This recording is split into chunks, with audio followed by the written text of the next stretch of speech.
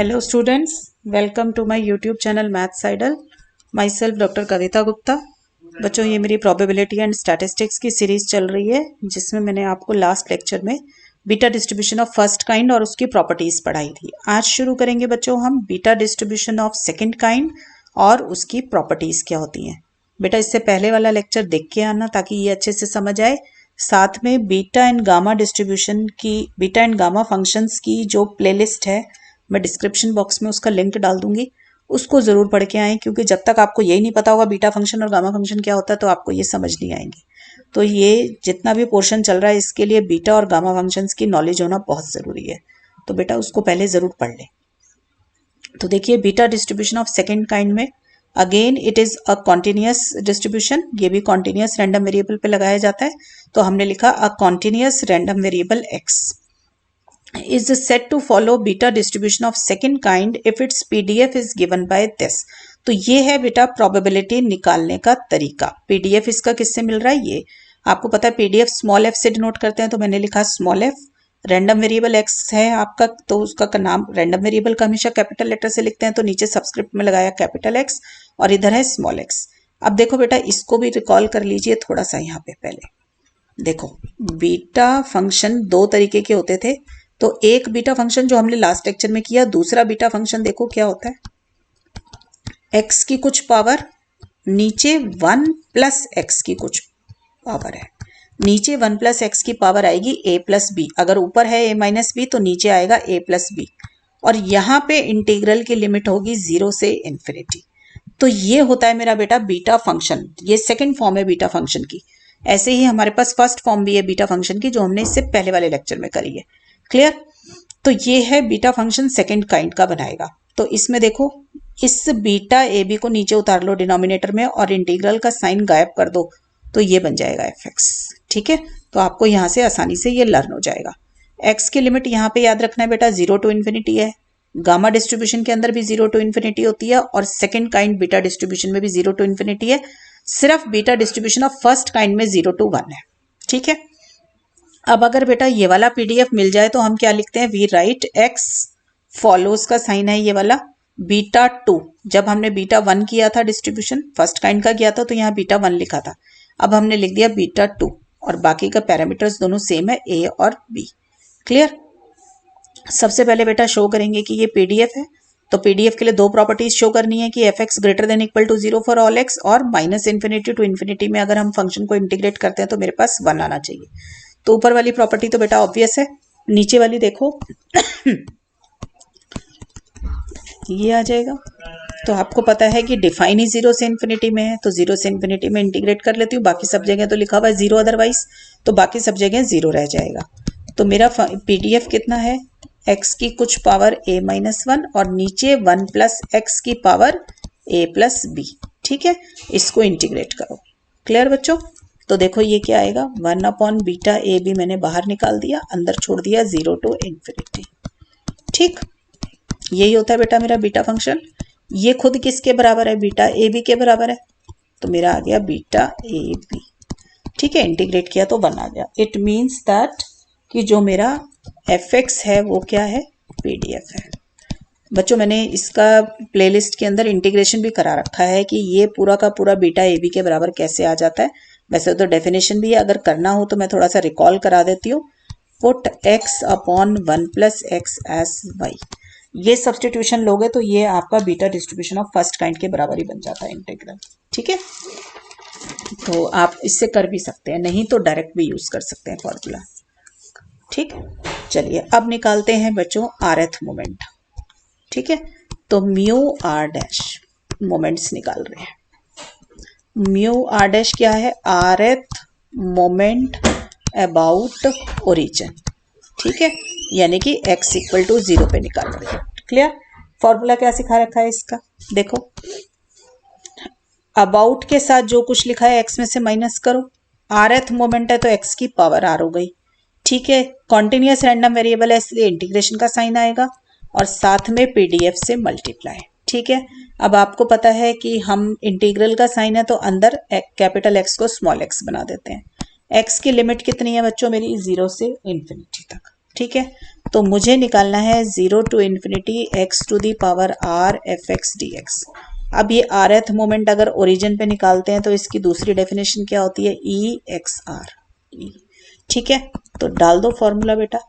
मुझे क्वेश्चन में गिवन है जो डिस्ट्रीब्यूशन हमने डिफाइन किया है, x की कुछ पावर 1 प्लस एक्स की पावर a प्लस बी। बस ये इंटीग्रेट करना है बेटा मुझे। अगर मैं इसको इंटीग्रेट कर लूँगी तो मेरा काम हो जाएगा। देखो बीटा ए बी तो क्वेश्चन में से बाहर निकाल लो, 0 to infinity x a plus x की पावर्स को इकट्ठा कर लिया। ठीक है, अब देखो जरा इसको कैसे यूज करेंगे डायरेक्टली। देखो ऊपर जो कुछ भी लिखा है यहाँ पर इसको कंसीडर किया a माइनस 1 टाइप, तो मेरे पास है a प्लस आर, तो नीचे भी वही होना चाहिए। जो ऊपर लिखा हुआ है न्यूमरेटर में उसमें +1 कर लो, जो बचता है वही नीचे होना चाहिए और साथ में प्लस b होना चाहिए। तो what I will be doing is I will write this a plus r plus ये, मतलब मैंने प्लस आर भी कर दिया और माइनस आर भी कर दिया। ठीक है, तो अब देखो इस इंटीग्रल को आप कंपेयर करवाओ जरा इससे। देखो 0 to infinity x a plus are minus 1 upon 1 plus x a plus r plus b minus r, इस तरीके से लिख लूँ। अब देखो ये किसके बराबर होता है कि न्यूमरेटर में जो कुछ भी लिखा हुआ है पहले उसके अंदर +1 करो, वो तो पहला पैरामीटर हुआ तो a प्लस आर आ गया।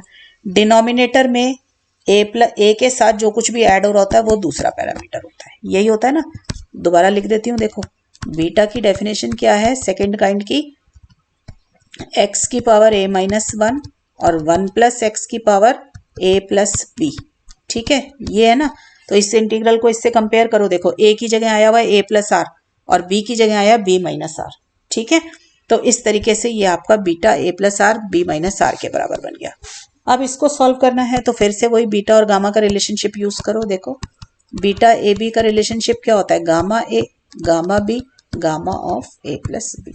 यूज करो A plus R B minus R और नीचे इनके सम का A plus B plus are minus R, ये कट गए, नीचे सम का टोटल आता है गामा आता है। ठीक है, ऐसे बीटा ए बी का देखो gamma A gamma B gamma a plus b, जो कट रहा है बेटा उसको काट दीजिए। तो मेरे पास आ गया a plus R B minus r gamma B gamma a plus b gamma a plus b.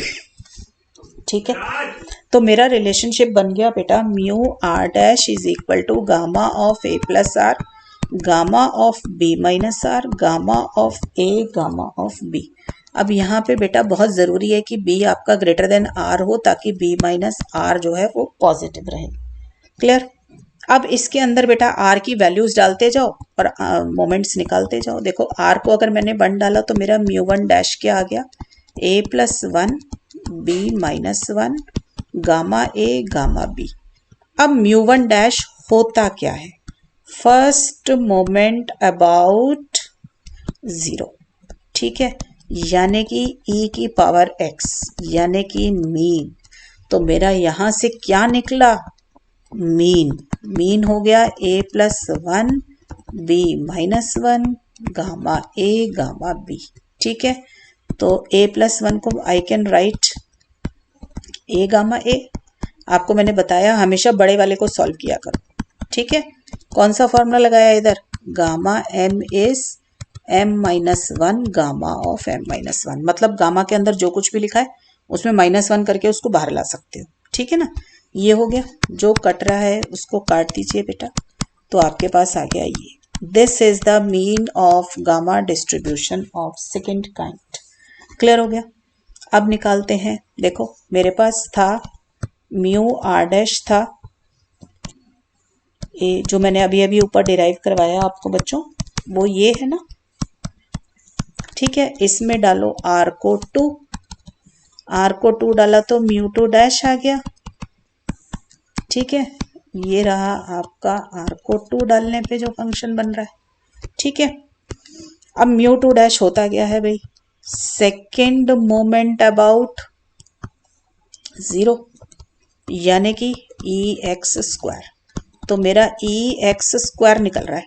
ठीक है, अब देखो a+2 को मैं लिख सकती हूँ a+1 गामा a+1, फिर उसमें से एक और निकाल दिया। ठीक है, जहां तक रोकना है वहां रोक सकते हो आप। ऐसे ही गामा b है, इसको सॉल्व करो। देखो b है, b में -1 किया तो b-1 गामा b-1। अब इस गामा b-1 को मैं क्या कर सकती हूँ, फिर से एक और माइनस कर सकती हूँ ना, तो मेरा क्या बन जाएगा b-1 b-2 गामा b-2। ठीक है, repeated application of the above formula. तो b-2 से b-2 कट गया, इससे ये कट गया, मेरे पास इतना बच गया। ठीक है बच्चों, ये निकला EX² या फिर μ2 डैश। ठीक, we are interested in variance. Variance क्या होता है μ2, और μ2 का फॉर्मूला क्या होता है μ2 डैश माइनस μ1 डैश स्क्वायर। तो μ2 डैश मेरा निकला हुआ है, μ1 डैश भी निकला हुआ है। वो क्या आया था a/b-1 का स्क्वायर, ये पूरा आया था, ये a/b-1 आया था ना, तो μ1 डैश का स्क्वायर चाहिए तो a/b-1 का स्क्वायर कर दिया। ठीक है बेटा, अब नीचे एलसीएम ले लो, एलसीएम आ जाएगा दिस वन, तो ये बनेगा अब a+1 b-1 minus a² b-2। Clear हो गया बच्चों? इसको पूरे को बेटा ब्रैकेट्स खोल के आराम से सॉल्व कर लेना, बहुत आसानी से आपका सॉल्व हो जाएगा। ब्रैकेट्स ही खोलनी है और कुछ नहीं करना, आपका ये आ जाएगा। तो ये बना बेटा मेरा variance of beta distribution of second kind.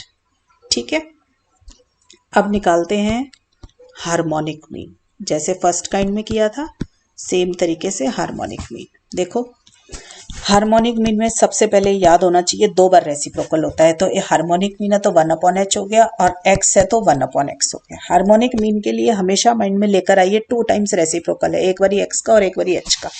ठीक है, फिर PDF के फॉर्मूले से मल्टीप्लाई किया, कॉन्टिन्यूअस रैंडम वेरिएबल है तो बाहर इंटीग्रेशन का साइन लगा दिया। सॉरी, लिमिट मेरे पास 0 से इन्फिनिटी थी, तो मैंने 0 से इन्फिनिटी ले लिया। ठीक है, अब ये किसके बराबर है, मेरा fx की वैल्यू डाल दो। ठीक है, तो यही वैल्यू थी मेरी fx की। क्लियर? अब देखो, x की पावर्स को कलेक्ट कीजिए, बीटा ए बी चलो बाहर निकाल लेंगे थोड़ी देर में। a-2 हो गया, और नीचे 1 + x a + b। अब देखो, जो ऊपर लिखा है उसमें +1 करो पहले, तो बना a-1, तो मुझे नीचे a-1 चाहिए। तो मैंने नीचे क्या किया, इसके अंदर यहाँ पे इसकी पावर में देखो 1 + x है ना, तो a-1 चाहिए मुझे। ठीक है, -1 और +1 कर लिया। ठीक है, तो ये किसके बराबर आ जाएगा बेटा मेरा, देखो इसको मैंने लिखा a-1 ठीक है, तो मेरा a-1 नीचे आ गया और साथ में b की कुछ पावर आ गई। मैं दोबारा उतार लेती हूँ इसको, 0 to ∞ x की power a-1 upon 1 + x a-1 + b+1। मैंने क्यों लिखा है ऐसे, ताकि मैं इसको जनरलाइज करके बीटा फंक्शन बना पाऊँ। तो देखो ये किसके बराबर होता है, देखो x की जो भी पावर न्यूमरेटर में होगी उसमें +1, ये तो मेरा पहला पैरामीटर हुआ, तो मैंने इसमें +1 किया तो -1 +1 कट गया, नीचे ही आ गया a-1। दूसरा नीचे क्या होना चाहिए, 1 + x में जो a था पहले वो होना चाहिए, और साथ में जो भी चीज ऐड हो रही होगी, तो मेरे पास a-1 में क्या चीज ऐड हो रही है, b+1। ठीक है, मतलब पहले पैरामीटर में जो भी चीज एक्स्ट्रा आई हुई है नीचे डिनोमिनेटर में, वो मेरा सेकंड पैरामीटर होता है। जैसे a + b है तो b is the second parameter, तो मेरे पास यहाँ पे a-1 के साथ एक्स्ट्रा में क्या आया हुआ है, b+1। ठीक है, मैं दोबारा से यहाँ पे रिकॉल भी करा देती हूँ आपको। देखो, 0 to ∞ x to the power a-1, और नीचे है 1 + x to the power a + b, ये होता है। तो देखो, अगर न्यूमरेटर में पावर a-1 है तो पैरामीटर होता है a, मतलब एक पावर बढ़ के आता है, और नीचे डिनोमिनेटर के अंदर देखो पहला पैरामीटर a है, उसके साथ में जो कुछ भी ऐड हो रहा होता है that is the second parameter. तो मेरे पास पहला पैरामीटर a-1 था, उसके साथ ऐड क्या हो रहा था, b+1, तो b+1 आ गया। ठीक है, अब सॉल्व करो बेटा, देखो a-1 b+1 और नीचे इन दोनों के टोटल का गामा। क्लियर? ऐसे ही beta A B, gamma A gamma B gamma a + b, दोनों के relationship with gamma distribution use किया। अब देखो बेटा, A plus B, A minus 1, gamma B plus 1 को मैं लिख सकती हूँ बी गामा बी। ठीक है, तो गामा ए को मैं लिख सकती हूँ, जिसका भी गामा लिखा हुआ ना उसमें से एक नंबर माइनस करके अंदर बाहर ला सकते हो। ठीक है, अब ये बना हुआ है मेरा ए प्लस बी माइनस 2। ठीक है, तो ए प्लस बी वाले को रिजॉल्व करना पड़ेगा। तो देखो ए प्लस बी में एक बारी -1 किया, फिर एक बारी और रिड्यूस करा तो -2 करा, तो जिस पे खत्म करेंगे अंदर उसी का गामा आ जाता है। ठीक है, राइट, ये आ जाएगा। जो कट रहा है बेटा उसको काट दो। ये देखो, ये इससे कट गया, ये इससे कटा, गामा बी से गामा बी कट गया, तो मेरे पास बच गया बच्चों ए plus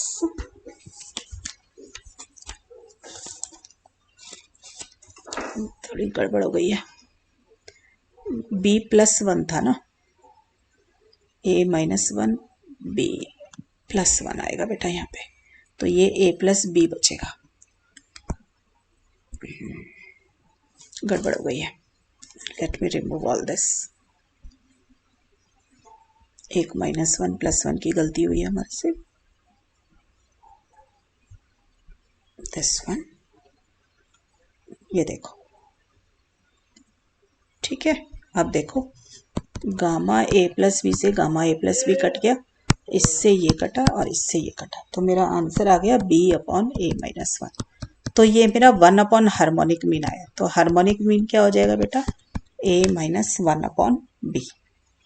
so this is the formula for harmonic mean.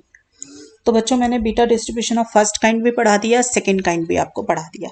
Next lecture के अंदर बेटा हम गामा डिस्ट्रीब्यूशन और दोनों बीटा डिस्ट्रीब्यूशंस के ऊपर कंबाइंड क्वेश्चंस करेंगे। टिल देन बच्चों पढ़ाई करते रहें, ऑल द बेस्ट।